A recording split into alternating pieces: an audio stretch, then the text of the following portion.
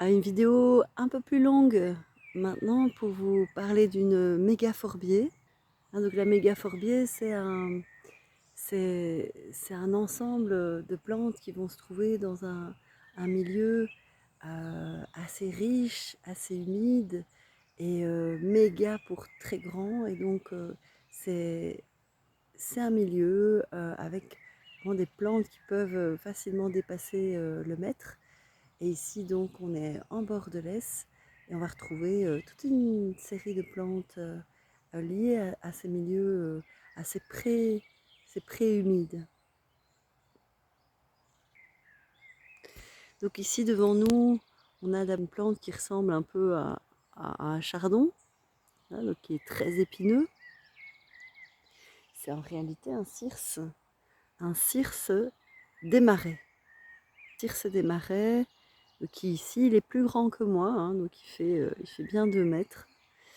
Et donc on va le retrouver vraiment fréquemment dans ce type de milieu, donc avec des plantes, d'autres plantes très hautes. Alors il est évidemment une plante bien connue, probablement de beaucoup de monde, hein, qui est la reine des prés, une rosacée,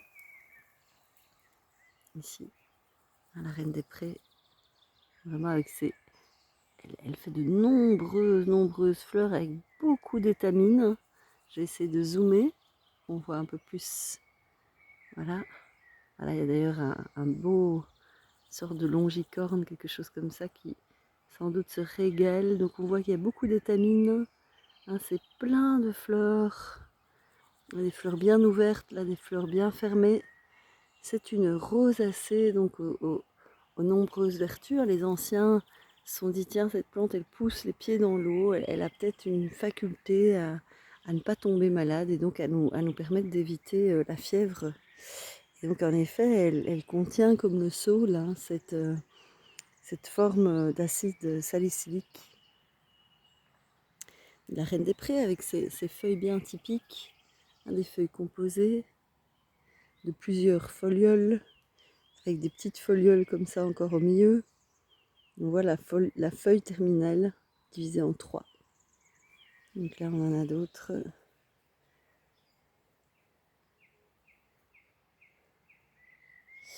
Puis à côté on va trouver une autre espèce très différente. On a des feuilles ici opposées.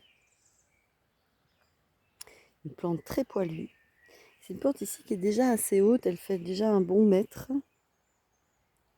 C'est déjà un bon mètre de haut. Aussi, une plante qui va se retrouver dans un milieu humide, dans les fossés, dans les mégaphorbiers, c'est l'épilobe hirsute. Là, il est hirsute parce que vous voyez, de nombreux poils. Une feuille très douce. Et donc, c'est un grand épilobe. Là, je reparlerai des épilobes. Il y a différents types d'épilobes. Différentes espèces, évidemment, beaucoup d'espèces. Toujours l'épilobe hirsute ici. Alors, on va retrouver un autre cirse. Celui-ci, c'est un cirse des champs, qui a plus le revers de la feuille un peu plus blanchâtre, et qui fera des fleurs d'un rose pâle à l'odeur de miel absolument délicieuse. Ici, on a des capsules. On voit bien les capsules à l'intérieur, les petites graines. C'est vraiment très joli comme elles s'ouvrent, ces capsules, vous voyez, hop, elles s'ouvrent par beaucoup de dents ici. Une capsule assez poilue. Et on retrouve la structure typique des Caryophyllacées, hein, qui se divisent en deux. Là aussi, ça se divise en deux. Hop, ça se divise chaque fois en deux. Ah, donc ça, c'est un silène. C'est le silène dioica, le compagnon rouge. Il y a des feuilles opposées, hein, chez les Caryophyllacées, feuilles opposées. Et chez les Caryos, eh bien, les fruits, donc, ce sont des capsules. Là, c'est des fleurs qui ont terminé, mais qui n'ont pas encore... Les capsules ne sont pas encore mûres, pas encore ouvertes. Et là, on a de nouveau une belle capsule ouverte qui s'enroule comme ça. C'est vraiment très joli. Ce qu'on va retrouver, évidemment, dans la mégaphorbier, c'est aussi le gaillet gratteron. Ah, donc il colle vraiment, il s'accroche avec ses typiques chez les Galiums, ces feuilles verticillées, donc ces feuilles comme ça au même étage, tout plein de feuilles au même étage. Et donc celui-ci, on voit bien qu'il a cette espèce de presque de griffe qui s'accroche absolument partout.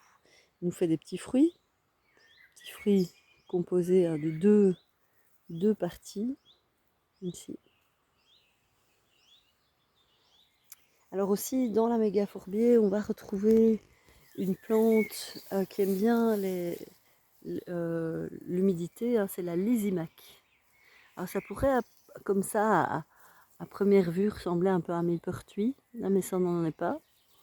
Donc déjà il a ici beaucoup de feuilles aussi, il a des feuilles verticillées.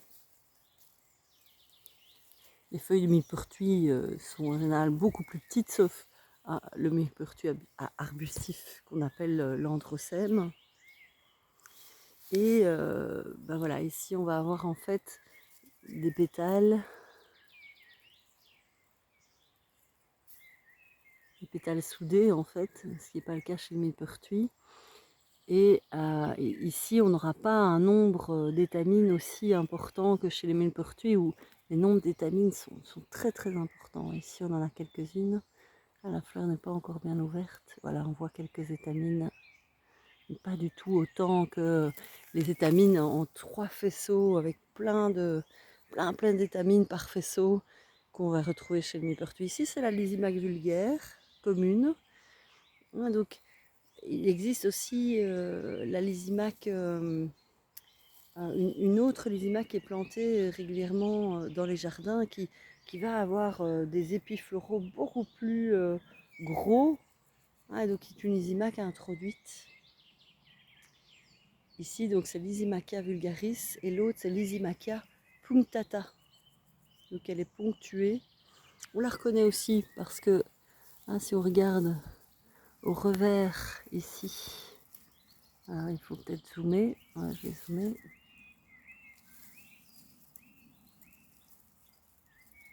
On voit au revers ici. Essayez de voir ça bien.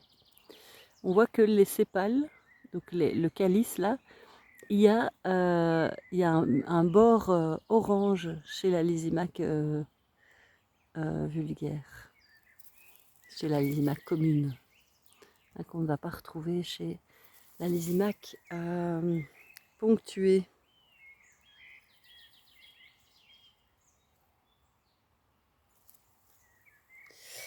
Alors, on va terminer encore par une autre plante là qui se trouve ici, la Geysèrema, qui va se retrouver aussi dans les champs.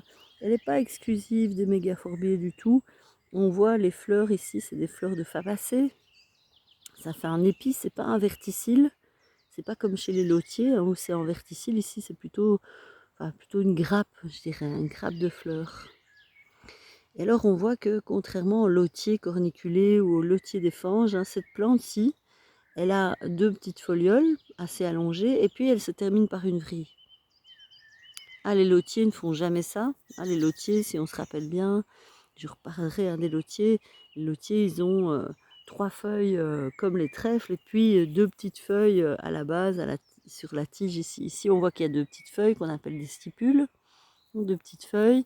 Et puis, la feuille continue avec 2 feuilles encore, 2 petites folioles. Et elle se termine par une vrille qui est divisée. Et ça, c'est une fabacée, c'est une gesse. Et c'est la gesse des prés.